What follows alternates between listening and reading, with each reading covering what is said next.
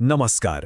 जरा विचार करा, भारतातील प्रत्येक विद्यार्थ्याला, मग तो शहरातला असो किंवा अगदी दुर्गम गावातला, सर्वोत्तम शिक्षण साहित्य फक्त एका क्लिकवर उपलब्ध होईल.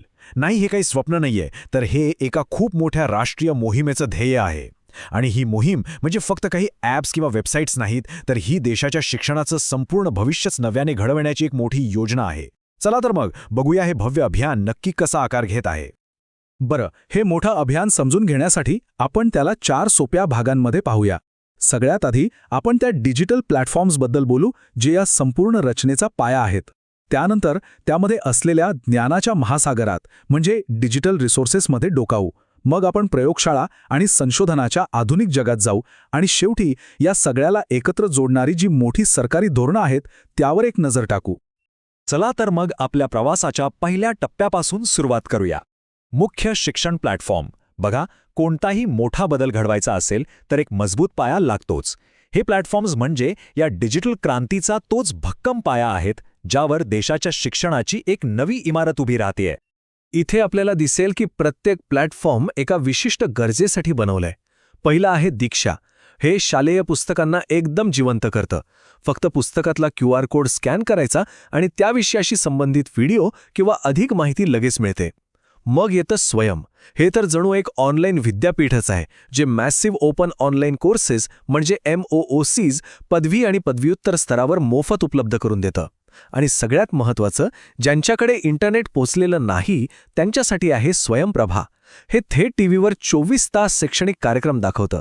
या रचनेवरूनच कळतं की कोणालाही मागे सोडायचं नाहीये.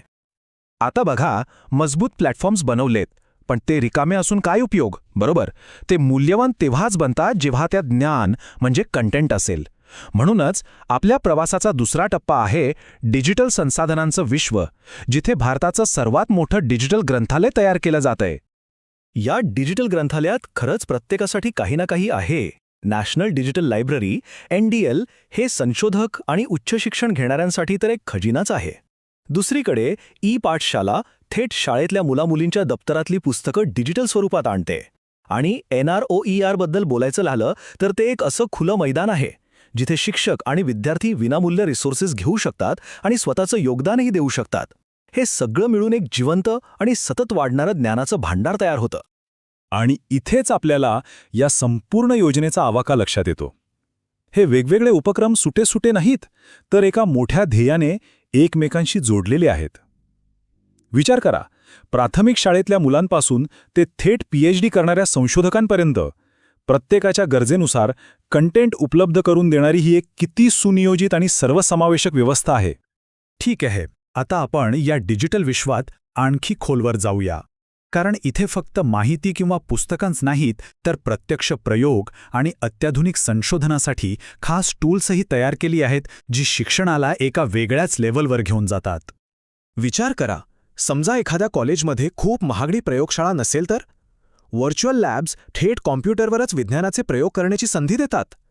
संशोधनासाठी आंतरराष्ट्रीय जर्नल्स वाचायचे आहेत, शोध सिंधू ते दार उघडतं.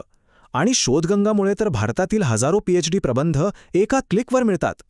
यामुळे काय होतं तर ज्ञानाची नक्कल टाळली जाते आणि नवीन संशोधनाला मोठी चालना मिळते. आणि हे शिक्षण केवळ पुस्तकी ज्ञानापुरतं मर्यादित नाहीये. ही यातली सगळ्यात इंटरेस्टिंग गोष्ट आहे. प्रत्यक्ष काहीतरी बनवण्याची, प्रयोग करण्याची संधी दिली जातेय. अटल टिंकरिंग लॅब्स हे त्याचं उत्तम उदाहरण आहे. या लॅब्समध्ये अगदी लहान वयातच विद्यार्थ्यांना रोबोटिक्स, 3D प्रिंटिंग आणि भविष्यातल्या टेक्नॉलॉजीशी खेळण्याची संधी मिळतेय, ज्यामुळे त्यांच्यातला संशोधक जागा होतो. आत्तापर्यंत आपण या अभियानाचे वेगवेगळे भाग पाहिले, पण या सगळ्याला एकत्र बांधून ठेवणारी शक्ती कोणती आहे? चला, आता आपण त्या मोठ्या चित्राकडे म्हणजे राष्ट्रीय धोरणांकडे वळूया, जी या डिजिटल क्रांतीला दिशा देत आहेत. हे लक्षात घ्यायला हवं की हे सगळे उपक्रम काही हवेत तयार झालेले नाहीयेत. पंतप्रधान विद्या या सर्वांना एकाच सूत्रात बांधते. डिजिटल इंडिया हे अभियान त्याला राष्ट्रीय स्तरावर एक मोठी ऊर्जा देतं. आणि सगळ्यात महत्त्वाचं म्हणजे राष्ट्रीय शैक्षणिक धोरण 2020. हे धोरण स्पष्टपणे सांगतं की आर्टिफिशियल इंटेलिजन्स आणि कोडिंगसारखे विषय आता ऑप्शनल नसून शिक्षणाचा मुख्य प्रवाह असतील. हे धोरणच भविष्यातल्या पिढीला तयार करण्याचा पाया आहे. हे सगळं पाहिल्यावर एक मोठा प्रश्न उरतो. जेव्हा ही संपूर्ण डिजिटल परिसंस्था पूर्णपणे रुळेल तेव्हा फक्त शिकण्याची साधनं बदलतील की शिकण्याची आणि शिकवण्याची मूळ पद्धतच बदलून जाईल? विचार करण्यासारखी गोष्ट आहे की यामुळे भविष्यातल्या पिढ्यांचं जग पाहण्याचा आणि ते समजून घेण्याचा दृष्टिकोन किती वेगळा असेल यावर नक्कीच विचार करायला हवा.